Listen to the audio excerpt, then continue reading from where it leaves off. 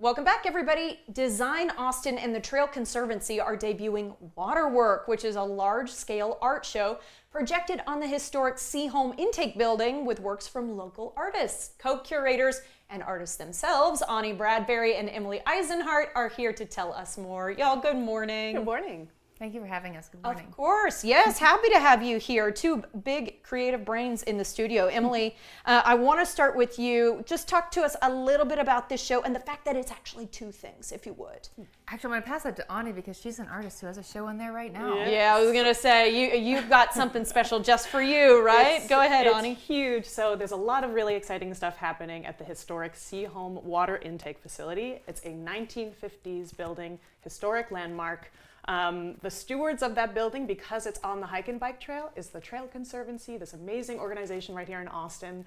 Through their Tempo public art program, I was commissioned to fill the space with art. I'm a neon light artist, so it's been filled with light and love for about a few months now, and it'll be open until June 2025. But more exciting news is that this same building is going to be featured in a projection light art showcase. So the Trail Conservancy has partnered with Design Austin, and Emily is one of the board members of Design Austin, and she can share more about this amazing showcase, which will be next week. Thank you guys so much for separating these two things out. So use something specific, neon lights, very cool. Yes. Okay, and now the collaboration. Talk to us about it. Well, it's just such an exciting historic building, and it is a blank facade in many ways, and artists always have our curiosity eyes open, wanting to make art across the city. And so we had this idea to essentially transform that facade into a motion light art show. And so we've curated 15 artists who are designers of all types and backgrounds to essentially create 2-minute pieces, short videos that demonstrate their connection to nature, to the city of Austin, and to their love of art. And so we're having 2 nights of shows, September 12th and 17th. It's viewable by boat. You can buy tickets by paddleboard or by stand-up kayak, or stand-up paddleboard or kayak, or you can visit it by just walking on the trail. That's amazing. And so actually, one of the biggest suggestions is maybe be on the water to view this thing, huh? Definitely. That is really cool. So, okay, Ani, I want to ask about both of your kind of inspiration. I'm always fascinated to talk to artists because your brain is so different than mine.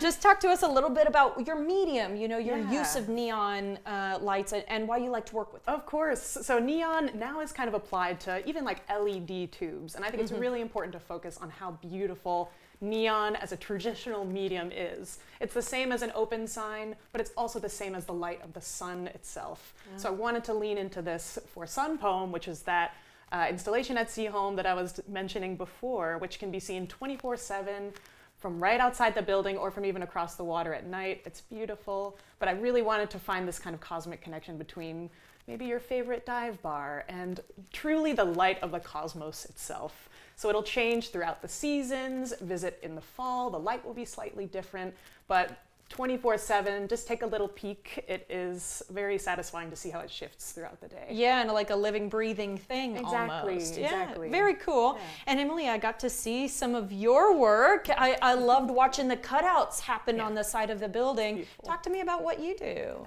I am an artist of many types, but I love collage artwork, and I like recycling scraps and repurposed materials. And so my work is now animated, but it started off as small little sketches and paper cutouts. And so I think a lot about my shapes end up transforming from a cityscape into natural beings. You see a human hand, you see a face, a plant. And so it's an ode to the city living amongst nature and people. Oh, that is really cool. Okay, Emily, I want to talk about tickets, and I also want to talk about the potential for this partnership to continue to grow. Yeah.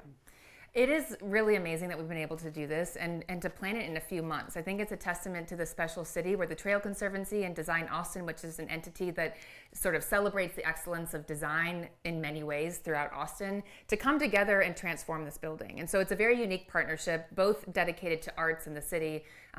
We imagine this might become a yearly thing. It's been so fun to curate a diverse group of artists to transform this for 2 nights only, but it's viewable, like we said, by tickets. You can be on one of the boats or on the water. Wonderful, wonderful. And of course, if somebody just happens to be out of town for those 2 nights, we would love for them to see it, but then we've got the opportunity to see your show for how long? for a full year. So it was installed in June. It'll be up until June 2025. And hopefully more programs will come.